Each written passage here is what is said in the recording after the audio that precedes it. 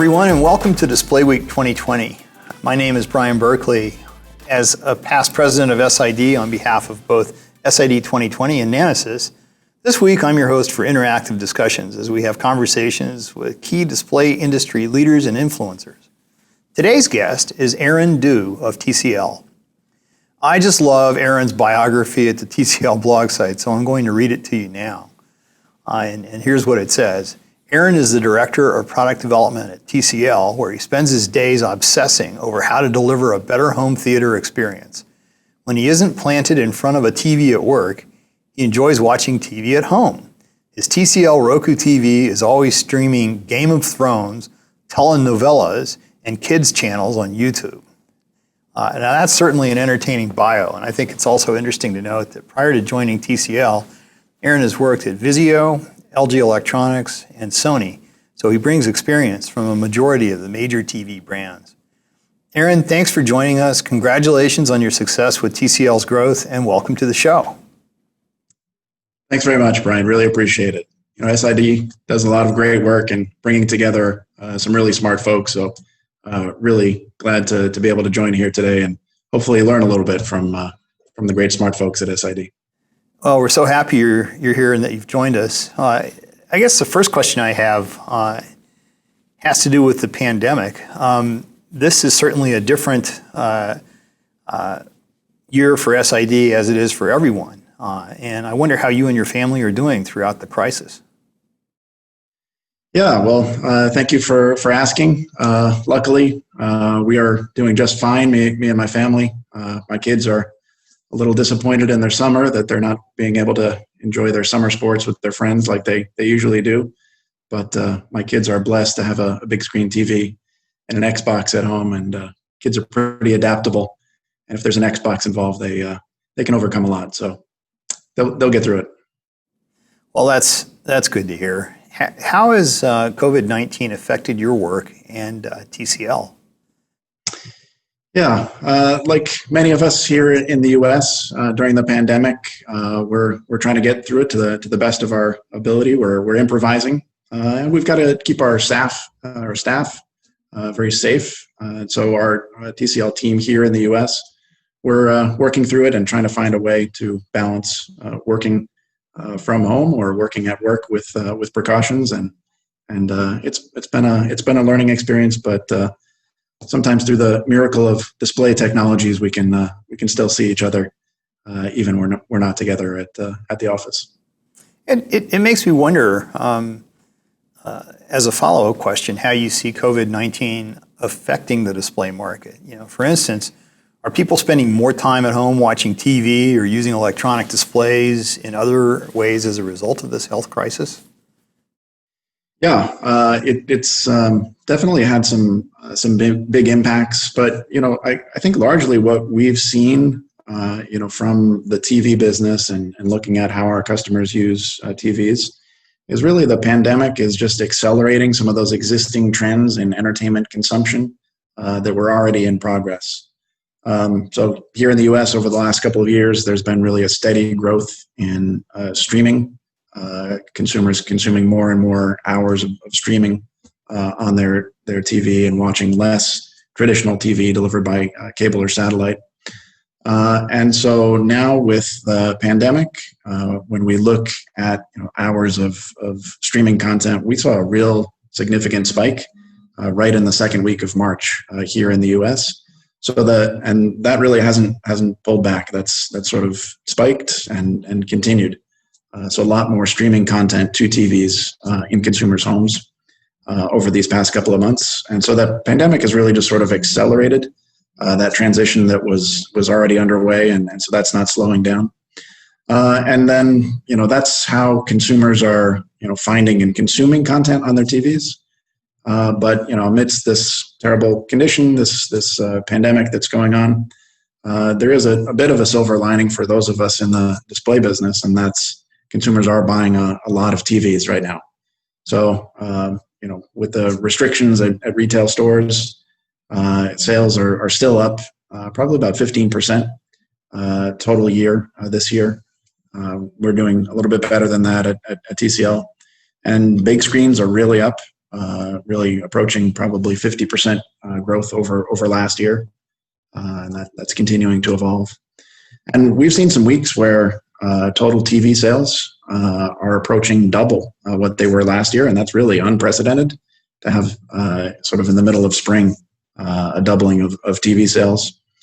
And so with that kind of unplanned growth, it's making it a little bit challenging for us in the TV business to continue to meet consumers' TV demands and finding all the TVs that they want. But as people continue to not be able to go on cruises or go to Disneyland or go out for nice dinners, they're wanting to enjoy time at home, and we believe that's going to continue to mean a lot of high demand for TVs moving forward.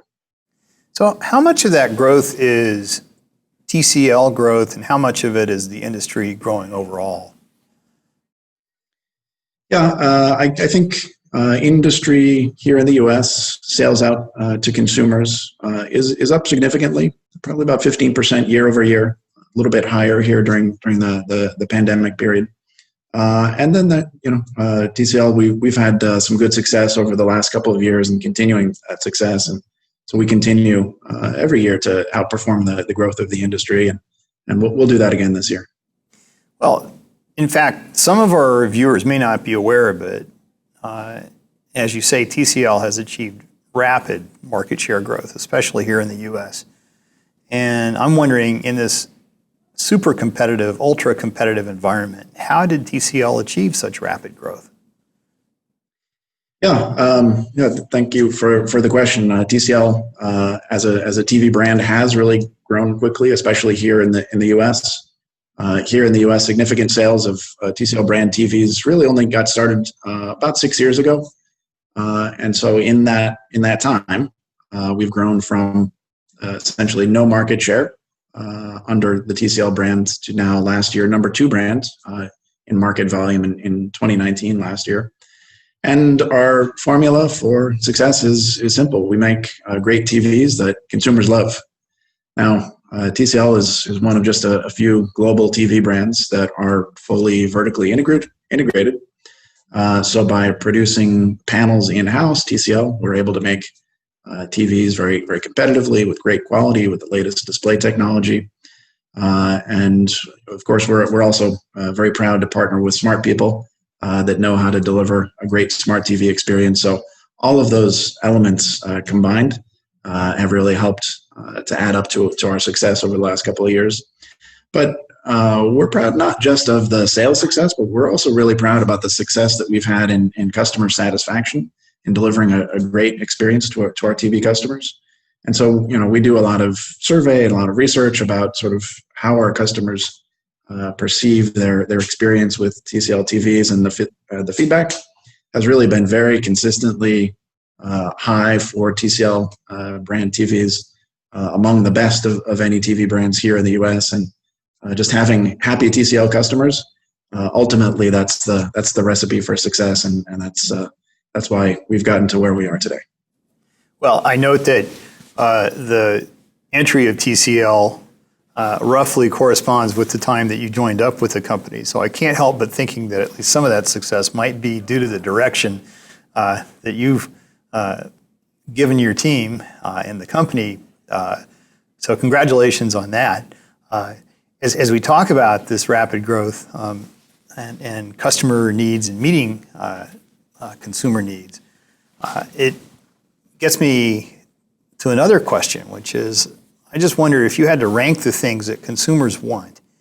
If we talk about maybe making a Pareto, starting with the feature or capability that is most desired, I'm wondering what you feel are the features that consumers consider to be most important when selecting a TV. So for example, there's size, there's streaming services, front of screen display quality such as resolution, brightness, and contrast, high dynamic range capability, the form factor, the industrial design, audio capability, and so on. How do we stack rank those from most important? Yeah, and that's one of the challenges of directing what products consumers need, and for TVs, trying to enter the mind of consumers, and different types of consumer needs. And so we spend an awful lot of time thinking about that. You mentioned audio. Unfortunately, audio is really not something that we've seen consumers ranking it or giving a high priority in their shopping decision. It may change when they get the TV home and think about investing in supplements to add soundbar or other audio solutions, but audio is not one of them. Really, the key has been the same for quite some time, and the key is consumers are thinking about size and budget, and how many inches can I get for X amount of dollars. That's really the primary thought as consumers start that purchase process. You mentioned about resolution. We've really actually seen resolution is really not part of their shopping process. Resolution has really just become sort of tied to a screen size, right? Anything 50 inches and up is now 4K. So resolution is important for a consumer to sort of help motivate them to graduate from, maybe they have an older, lower resolution TV to 4K, but as they're out actually shopping, that's really not a critical decision factor for them. It's really about the screen size. You also mentioned access to entertainment, streaming, directly through the TV, and that is growing increasingly important.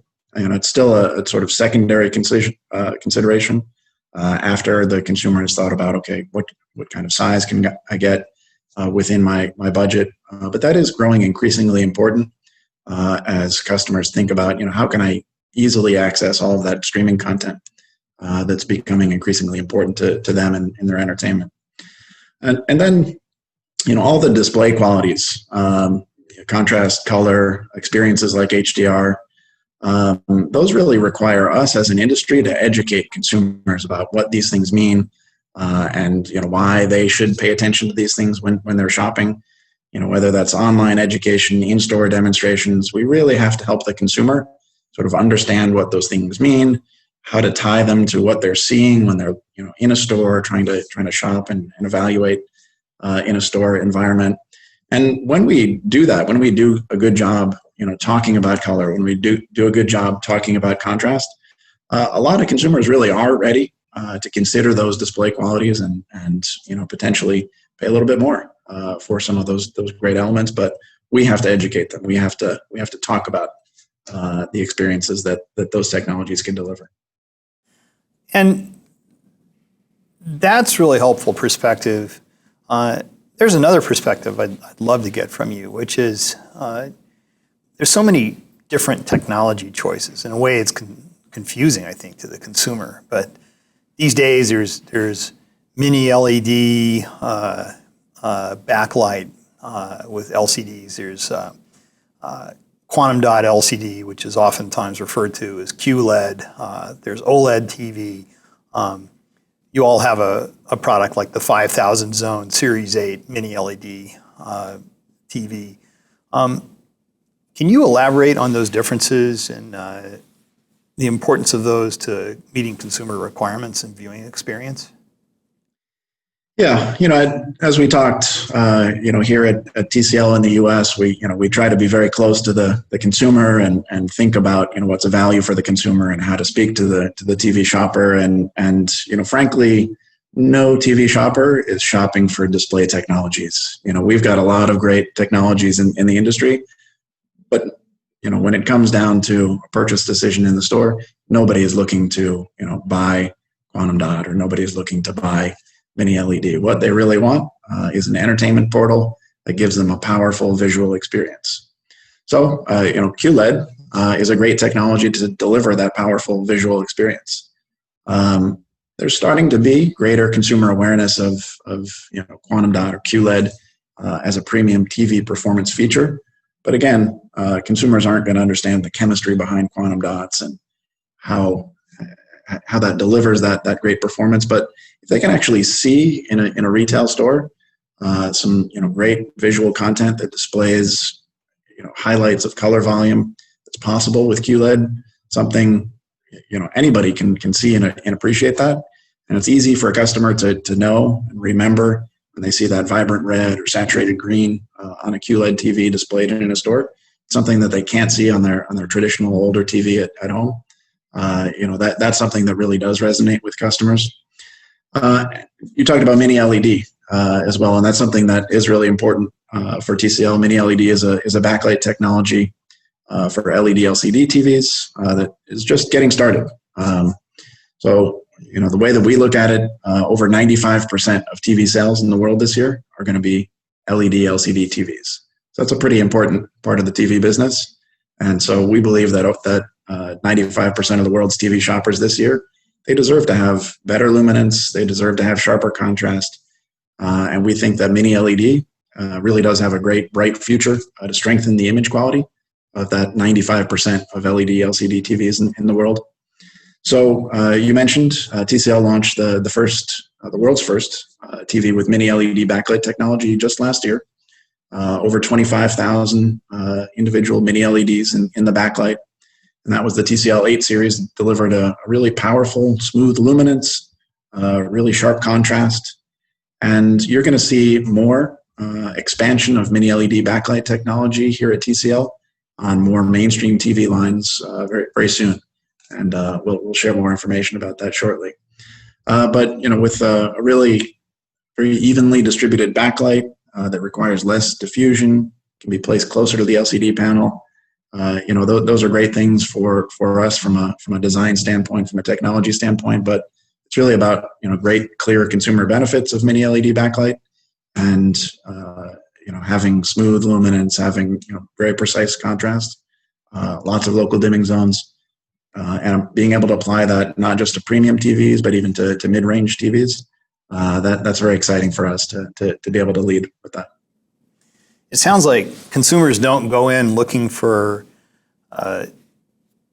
quantum dot TV or necessarily even mini LED or how many zones. What they're looking for is, this display gives me a really great picture. This gives me deep color. Or this gives me a lot of contrast that I can see. This image is sharp. And so the technology is an enabler, but they don't get lost in all of the technical terms that those of us in industry use all the time, actually. I have a question about your ideas on how to extract more value from the displays when they are sold. Yeah. I won't hope to be able to talk to, what, again, a lot of the smart folks at SID are working on all of the technologies. Really, my interaction of display technologies comes down to how to help end consumers and folks that are ultimately going to be buying those displays from us, how to help them understand the benefits of those technologies and how to sort of package some of those technologies together to deliver those great entertainment experiences and those great visual experiences that our customers are looking for. And so really, display technologies, whether they're existing or they're emerging, they don't sell themselves. And so, us as an industry, I think we've got to keep delivering, better contrast, better color, better clarity. But we've got to educate consumers, and we've got to show the benefits, and we've got to help consumers get excited about what those benefits are. We often get very excited about some of the technology and some of those new developments there, but ultimately we have to think from the consumer's perspective and what makes sense for them, and delivering a great, beautiful experience in the living room is what we can do and help educate consumers on how displays can do that. Great. So I'm going to ask you a question about SID, because this, of course, the show is being done in conjunction with SID 2020.